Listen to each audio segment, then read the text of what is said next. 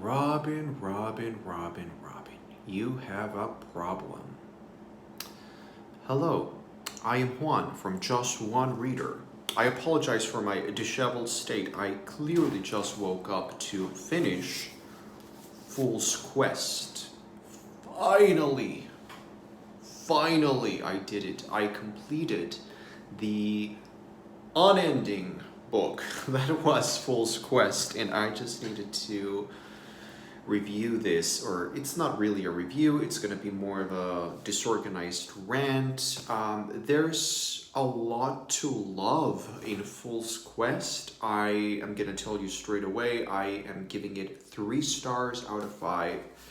It's a good book, but it is, if there's one thing that I will say about this book, and by the way, there are no spoilers in here, if there's one adjective that I can for sure employ to perfectly describe the book itself, but also the experience of reading this book, it would be irregular. Holy Mother of Christ, what's going on? Robin, you have a problem. You need to see someone about this problem. And your problem is, you clearly have an editor who is symbolic to this point because they're not doing their job. They're not editing your book. And if they did, then you have bigger problems than I thought you did. There are so many problems with this book, and I still enjoyed it.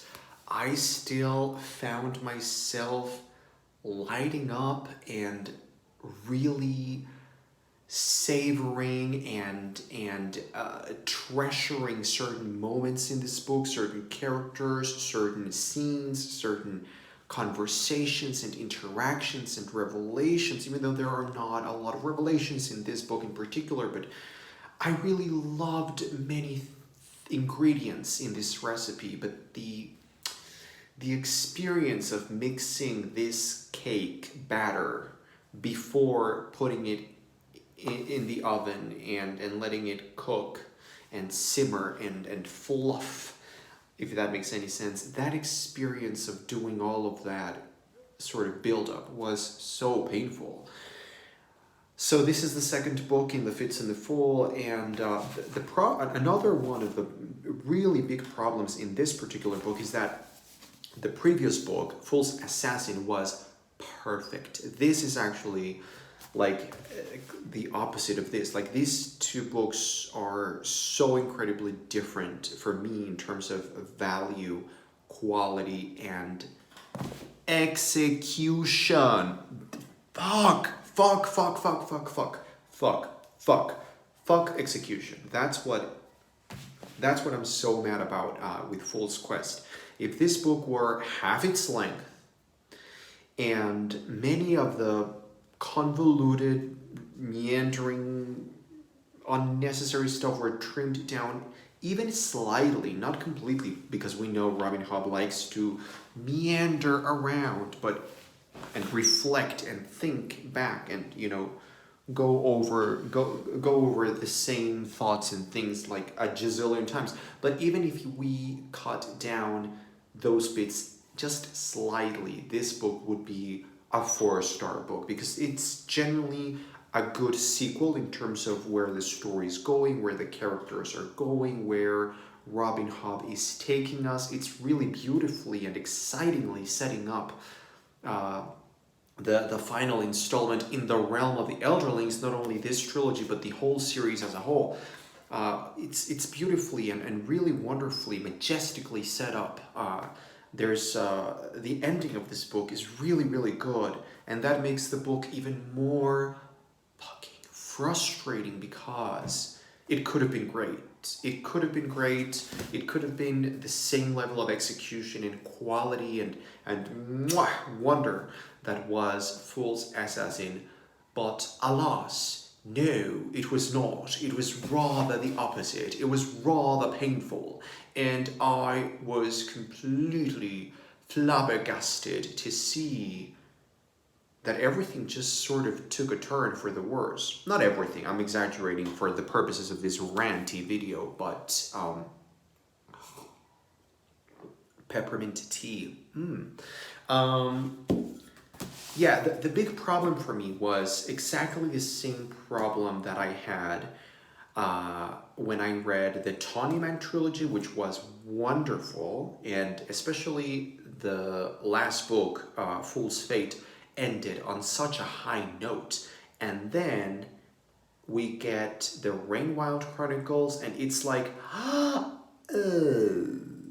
it's like Fool's Fate was here, and then we plummeted down into the Rainwild Chronicles, which is not a bad series, but there's just like a big, you just plummet down to the ground, and it's so jarring. The same thing happened here, but within the same series, the same trilogy. That's,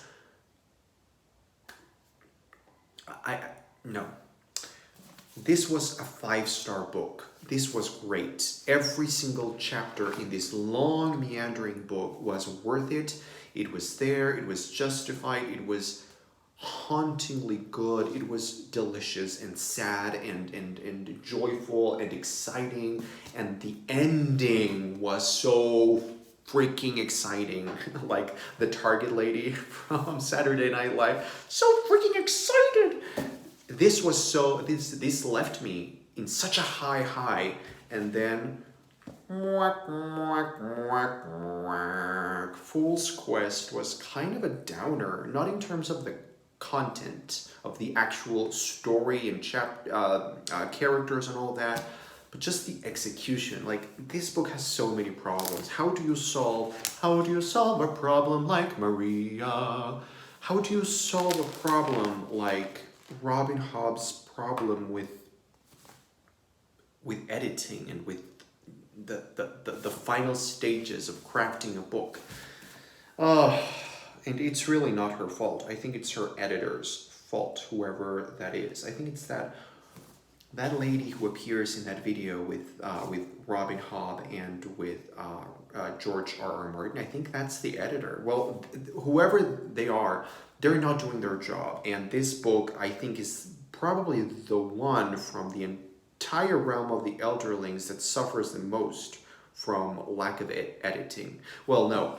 I think that would be Assassin's Quest, which is frankly a bad book. Like, I think that's a bad book. It has some good things in it, but it's a bad book.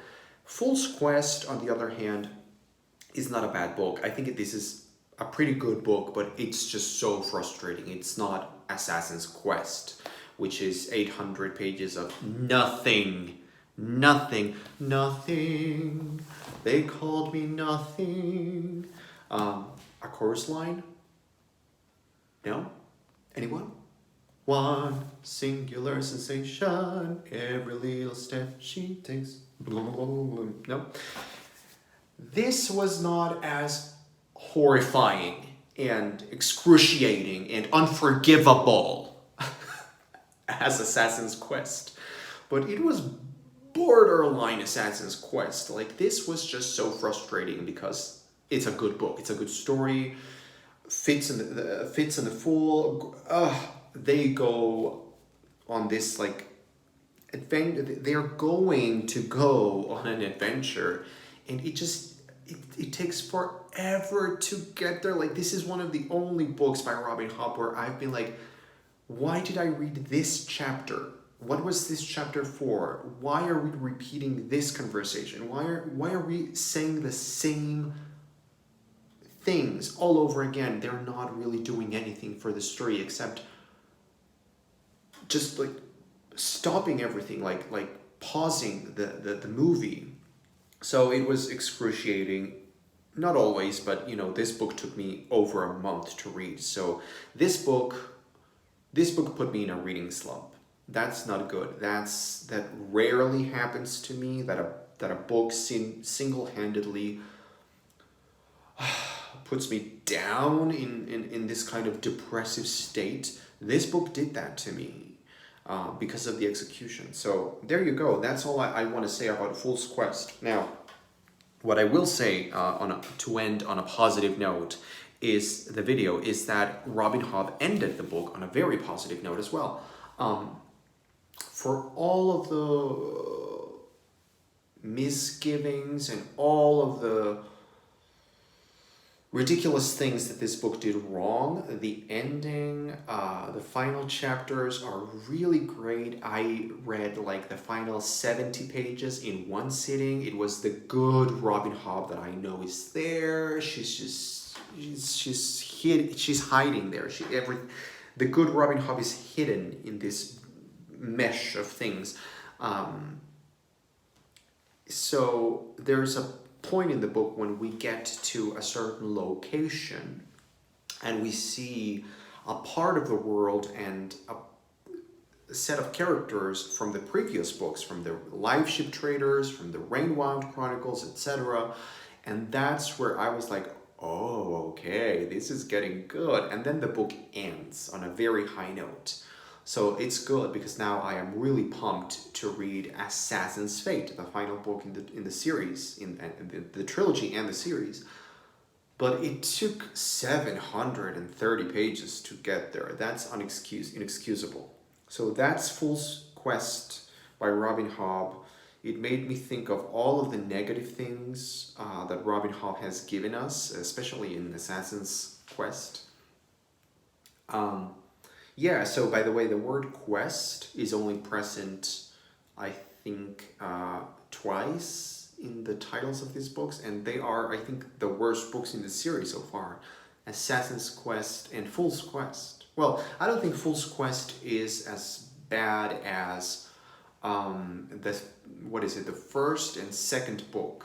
The first and the second books in the Rainwound Chronicles. I think this one is just slightly better, but the execution is not. So there you go. 3 stars. Bye-bye.